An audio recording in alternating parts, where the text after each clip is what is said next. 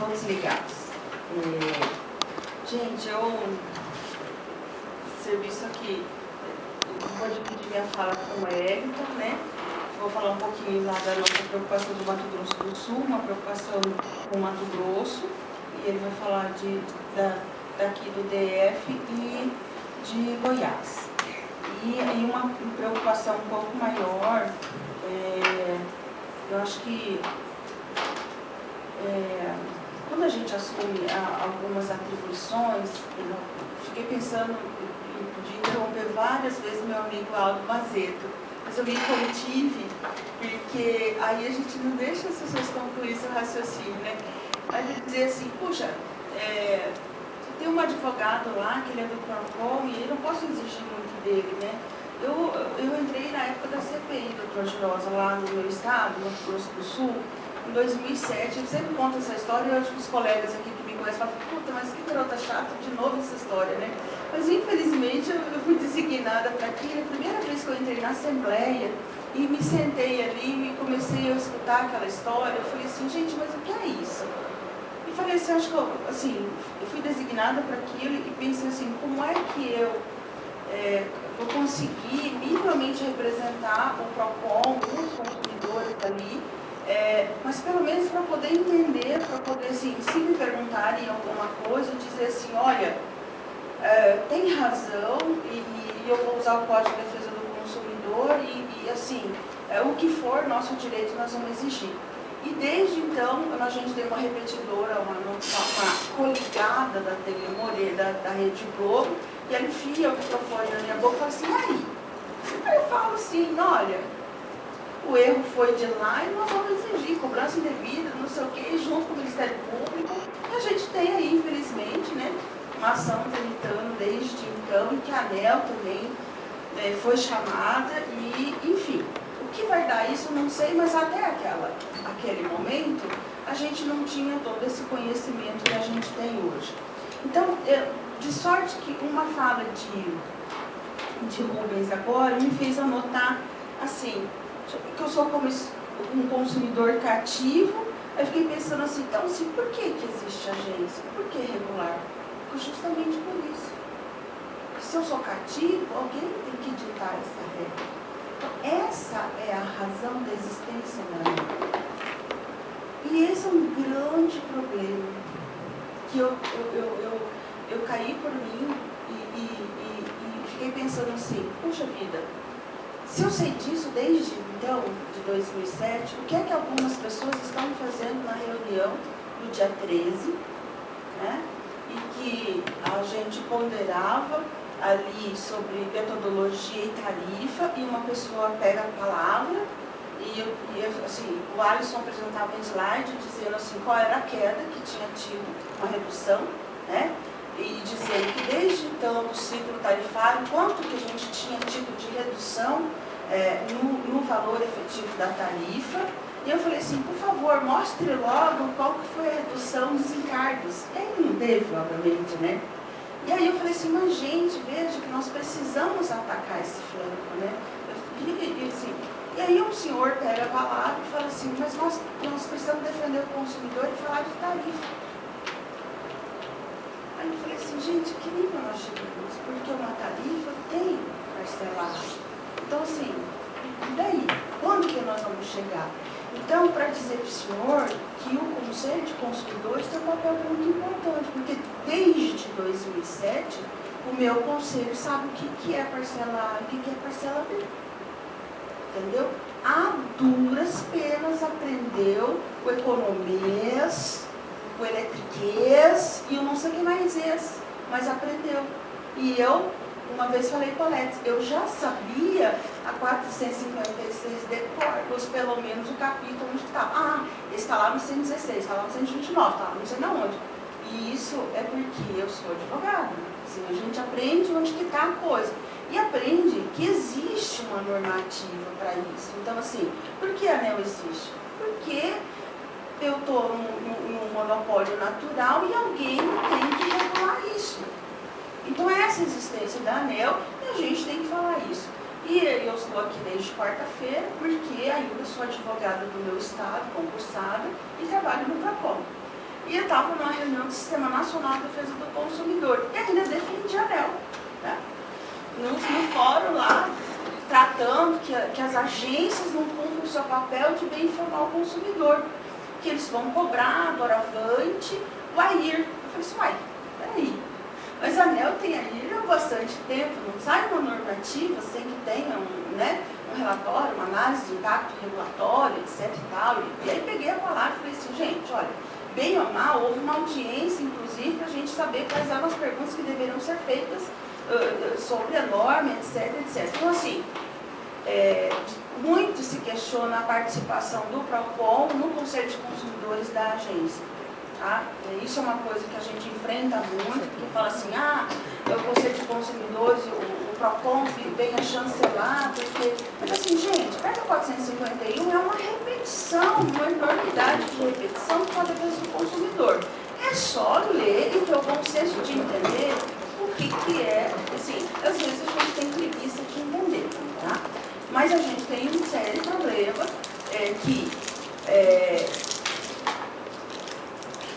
a nossa avaliação sempre no nosso conselho, e aí eu vou falar um pouquinho para você, Mauro, a gente tem uma preocupação lá no nosso conselho desde então, é importante que a gente olhe, e sempre olhe as classes, eu sou comércio, mas antes de tudo sou residencial, porque moro numa residência, da segmentação que, de repente, uma tomada de decisão, ela atinge um todo, entendeu? Então, assim, o nosso conselho, ele é um só.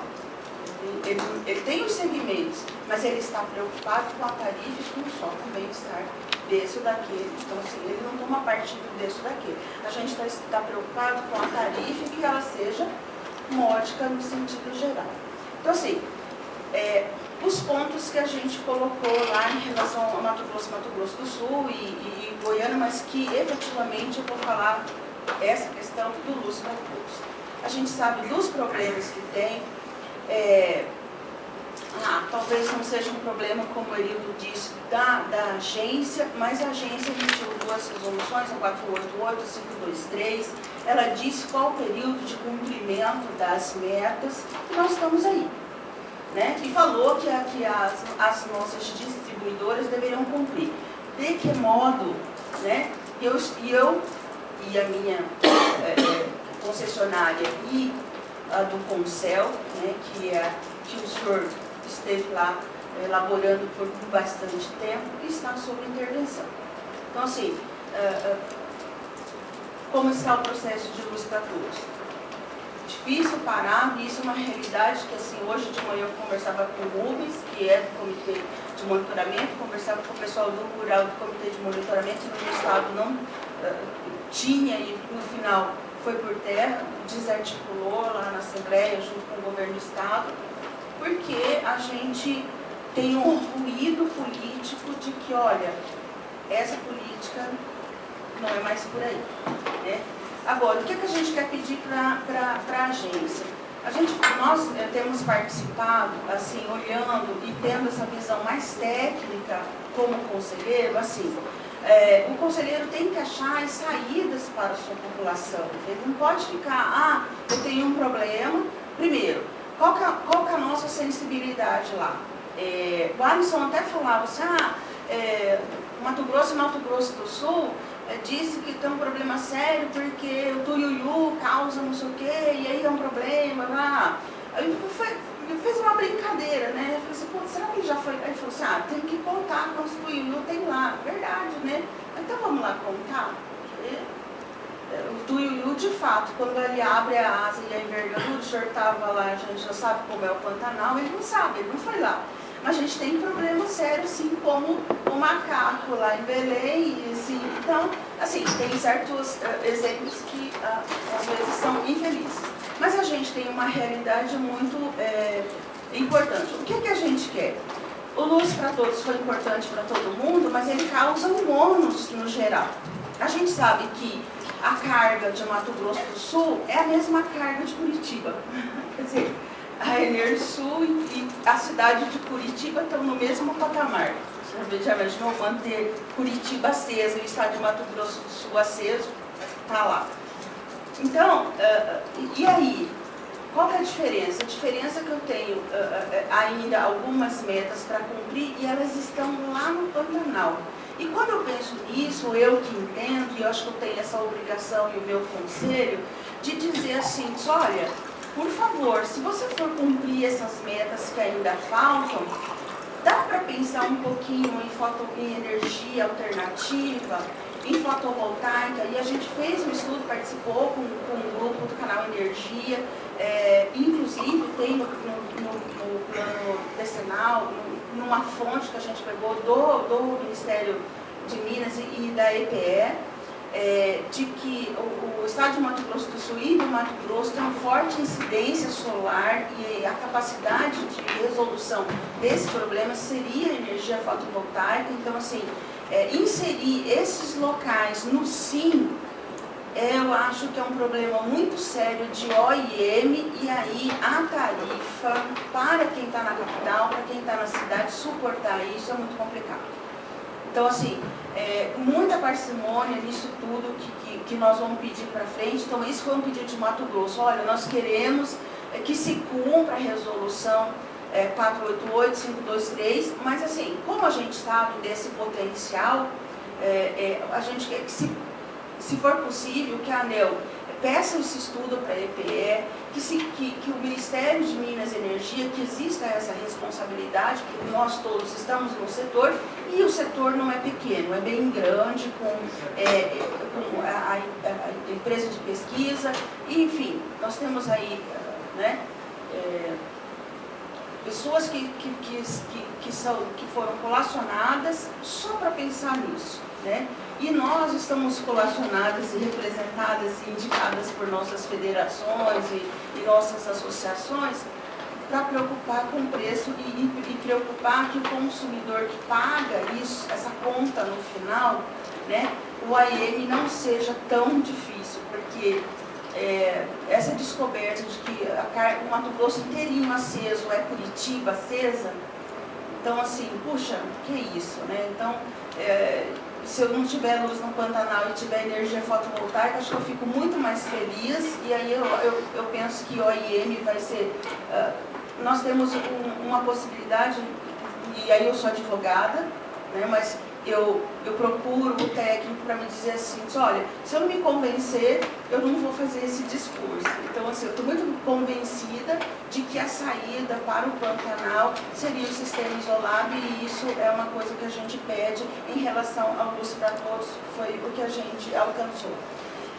Nós estamos passando por processo de intervenção, nós queremos que ele termine, embora, pelo menos Mato Grosso do Sul e Mato Grosso, não sei a Santins, porque também não falou, mas assim, das 8 concessionárias, a gente não repercutiu muito entre os conselheiros, mas falei com o Divoncil, não existe nenhum problema assim, em relação à intervenção, então as coisas estão indo, a gente espera que a intervenção e que o relacionamento entre o interventor e isso tudo foi, a gente não tem nenhum motivo para reclamar dessa relação, mas que, enfim, o processo, quanto antes termine, que seja um bom relacionamento, que a gente sabe que as coisas estão caminhando, que foi aberta uma consulta pública ontem, né, eu recebi o e-mail com prazo. Estou um pouco assustada com os pedidos que já estão propostos, de Luz para Todas até o término da concessão. Falei, meu Deus do céu, o que é isso, né? Estou pedindo fotovoltaico hoje na reunião com o ouvidor e assim, a gente tem prazo para se manifestar nessa questão do processo da intervenção, mas assim, é uma coisa para a gente pensar até dia 29. Hoje a gente tem que se ater aqui às questões que foram colocadas. Então, Luz para Todos é isso que a gente quer. Em relação a alguns pontos dos medidores pré-irrigantes, acho que a gente já contribuiu e já foi anotado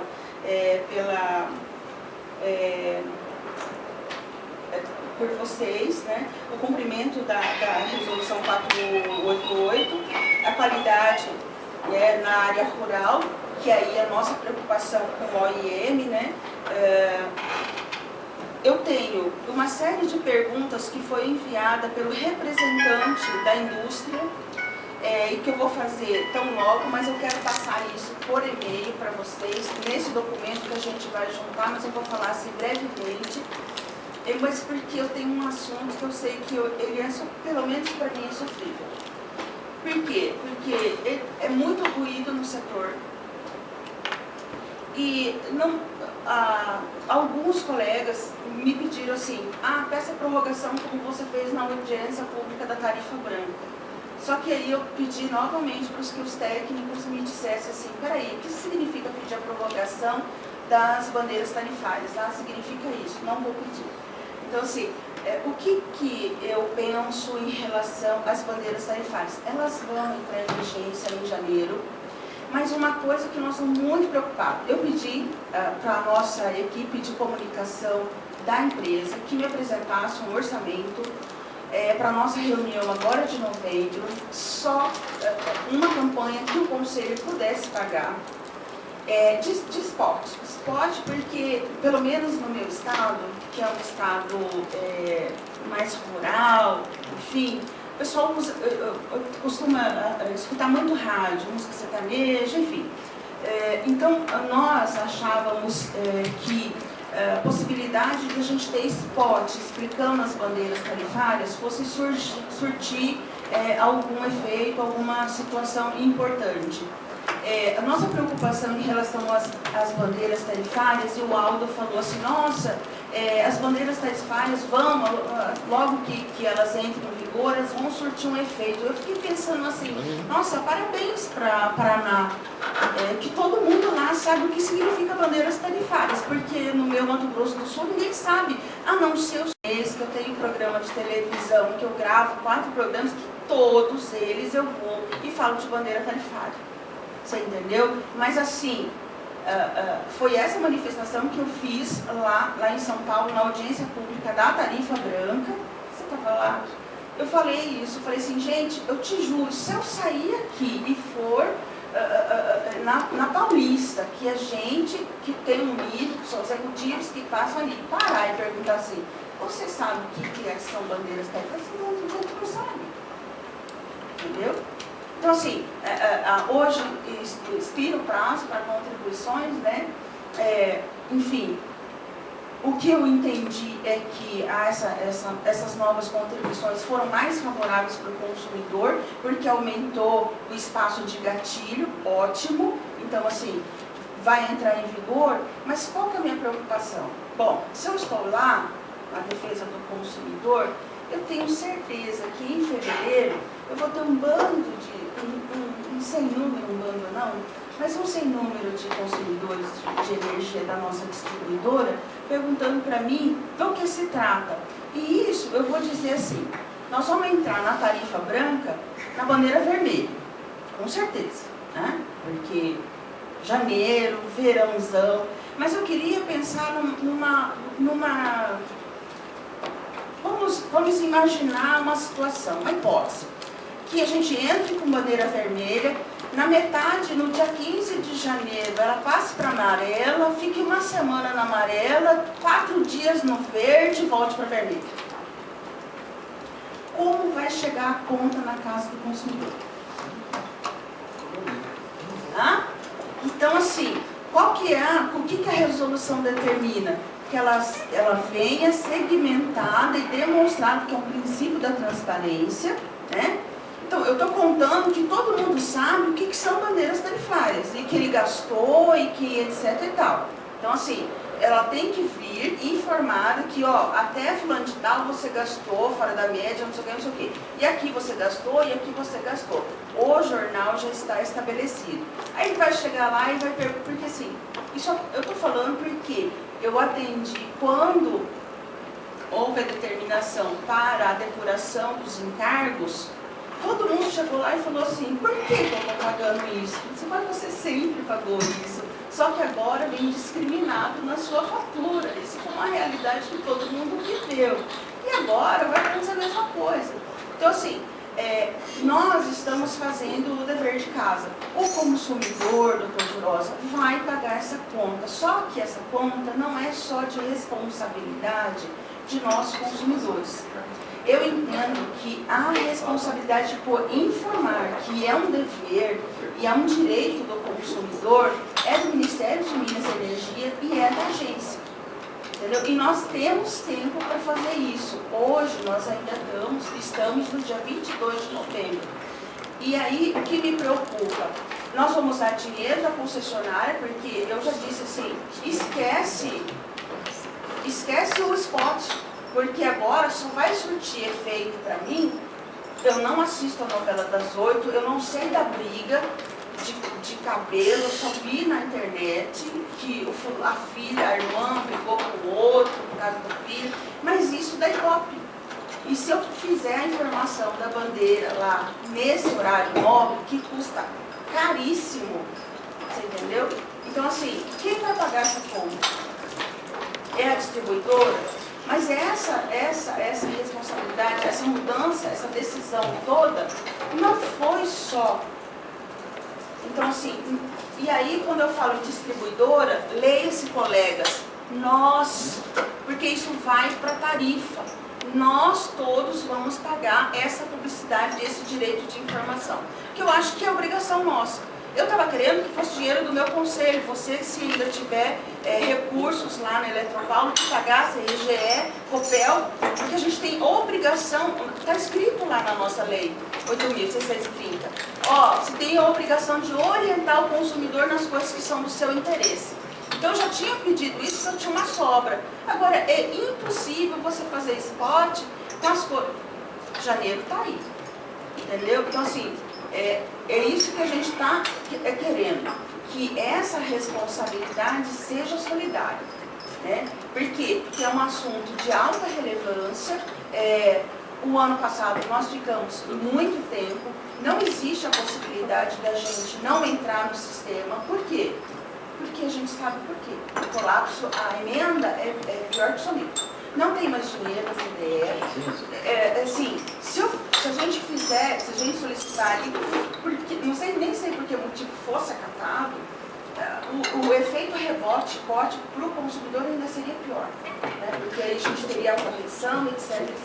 Então, assim, a gente precisa minimizar. E aí o que a gente quer é que o consumidor seja mais esclarecido, porque nós estamos, o consumidor não lê a fatura. A gente está com esse exercício desde junho, informando para ele que as bandeiras tarifárias estão lá, que vai acontecer, que em janeiro elas passam a vigorar, etc. Mas isso não vai resolver, o nosso problema não resolveu. Você não vê as pessoas se mobilizando, nenhuma associação de defesa do consumidor se movimentando para que a gente tenha assim, alguma coisa mais nacional sobre o assunto.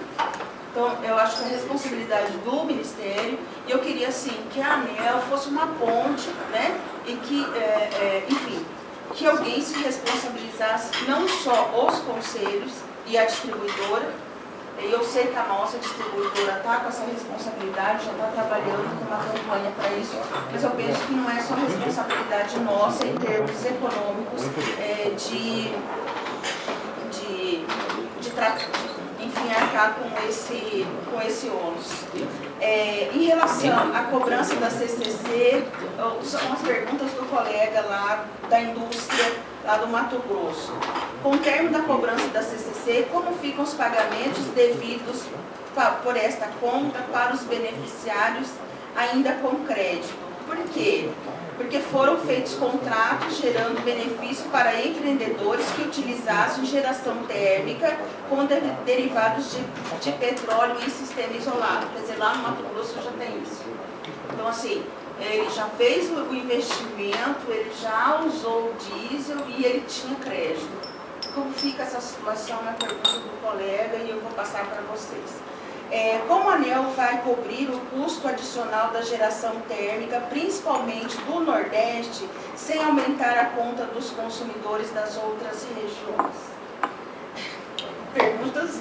Né? Vai aumentar? Gente, mas eu recebi esse e-mail, então eu não posso. Olha, eu não tinha tempo, eu recebi esse e-mail hoje, abri lá lá no apartamento. Então, assim, eu falei assim, gente, eu não posso deixar, vou copiar. Já foi demonstrado que a falta de reservatório tem sido a principal causa para o aumento da geração térmica na época das secas. Pergunta-se, o setor elétrico vai estimular a construção de usinas com reservatórios capazes de realmente fazer a regulação do setor? Enfim, no caso das PCHs,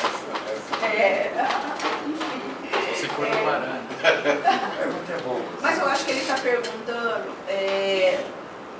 das alternativas, né? Isso, acho que essa no sentido de que você já tem um problema de meio ambiente com as hidros, e pelo menos no meu estado a gente teve esse ano o primeiro leilão de energia alternativa. Acho que vocês acompanharam, a gente teve mídia e eu tive que novamente como presidente do conselho lá na TV Globo dizer, que isso é bom? Eu falei assim, é ótimo porque não tem TUJ. O que é TUJ?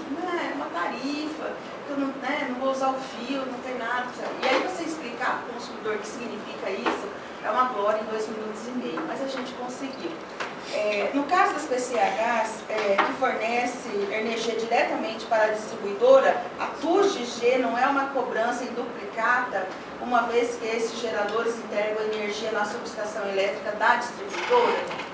Vou passar para vocês, e isso aqui eu vou formalizar e vou protocolar no dia 9, tá? Aqui, porque a reunião vai ser aqui. Enfim, foram essas as considerações. Eu quero dizer assim que eu acho que vale todo o estudo. De vez em quando as pessoas ficam com uma falsa impressão de que a gente defende já o setor elétrico. Na realidade, não é isso. É que a gente já entende, né? E as pessoas, você mudou de lado? Não, eu não mudei. E às vezes eu falei assim, poxa, podia estudar mais. E esse é um dos motivos que eu agradeço muito o senhor ter atendido aí o nosso convite para a nossa Câmara Técnica, porque essa é uma discussão do nosso conselho. Olha, se você aceitou ser conselheiro, o básico você tem que saber, né? Isso é uma coisa que está muito entendida no nosso conselho. Então, assim, existe a oxigenação? Existe. Mas, assim, nós temos que saber pelo menos o razoável, né? Então, assim, para que numa necessidade alguém te pergunte alguma coisa e você não tenha medo de responder alguma coisa que não seja o razoável. Enfim, o que tem algum temor de se manifestar e não ser feliz na sua manifestação. Muito grata pela oportunidade.